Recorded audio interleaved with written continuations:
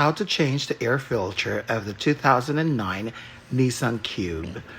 I just had my oil change and the mechanics told me that I needed to get my air filter changed and they wanted $50.